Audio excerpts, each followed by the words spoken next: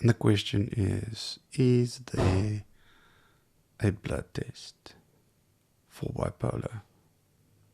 The answer is not as simple as I would like it to be. So I've come across an article in Science Daily. Researchers have developed a new way of improving diagnosis of bipolar disorder that uses a simple blood test to identify biomarkers associated with the condition. That sounds awesome. Okay. This article came out the 25th of October 2023, so that's a couple of months back, but it's last year. Now, I read through the article, and the unfortunate problem with this is that only 30% success rate. There is only a 30% success rate. The rest is combined with additional tests like questionnaires and so on. The other thing which I find disappointing is it is actually just a way to prove that people don't have really bad depression. So let me get into the article. The researchers from the University of Cambridge used a combination of an online psychiatric test or assessment and a blood test to diagnose patients with bipolar disorder, many of whom had been misdiagnosed with major depressive disorders. The researchers say the blood test on its own could diagnose up to 30% of patients with bipolar disorder. But that is even more effective when combined with a digital mental health assessment. Incorporating biomarkers testing could help physicians differentiate between major depressive disorder and bipolar disorder, which have overlapping symptoms but require different pharmaceutical treatments. So basically, I don't know if it's going to help anything, because you first need to be diagnosed with something like bipolar or depressive disorder for you to actually go and test this.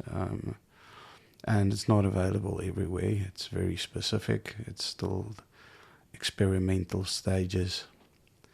So still no luck for us bipolar folk out there. I mean, I thought I could just get a test done and it'll tell me maybe you're not bipolar, Although the blood test is still a proof of concept, the researchers say it could be an effective complement to an existing psychiatric diagnosis and could help researchers understand the biological origins of mental health conditions.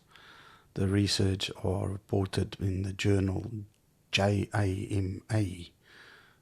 Bipolar disorder affects approximately 1% of the population, as many as 80 million people worldwide, but for nearly 40% of patients it is misdiagnosed as major depressive disorder. Okay, so there could be a lot more people out there that have bipolar. People with bipolar disorder will experience periods of low mood and periods of very high mood or mania, says first author Dr. Jacob Tomasik from Cambridge Department of Chemical Engineering and Biotechnology. But patients will often only see a doctor when they've experienced low mood, which is why bipolar disorder frequently gets misdiagnosed as major depressive disorder. When someone with bipolar disorder is experiencing a period of low mood, to a physician, it can look very similar to someone with a major depressive order, said Professor Sabine Bahn, who led the research. However, the two conditions need to be treated differently. If someone with bipolar disorder is prescribed antidepressants without the additional of mood stabilizers, it can trigger a manic episode. The most effective way to get an accurate diagnosis of bipolar disorder is a full psychiatric assessment. However, patients often face long waits to get these assessments, and they take time to carry out. Well, that's my gripe with this global healthcare or national healthcare or whatever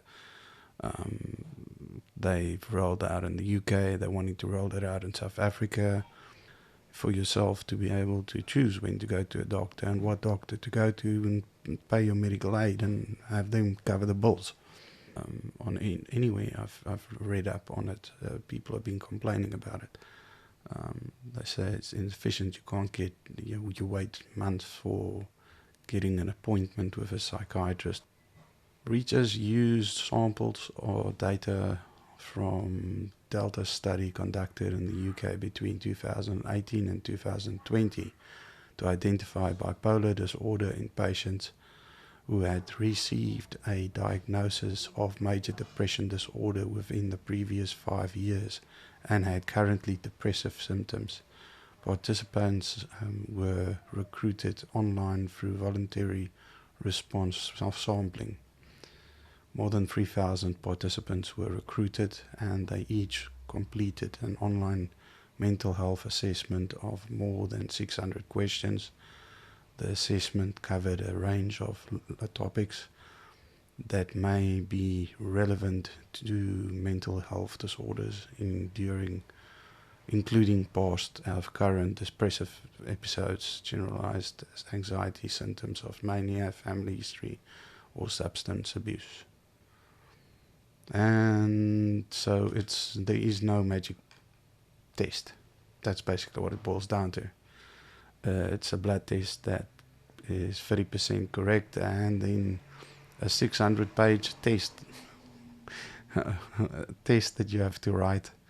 Hopefully you fail the test and you don't pass the test and you have bipolar. But anyway, cheers.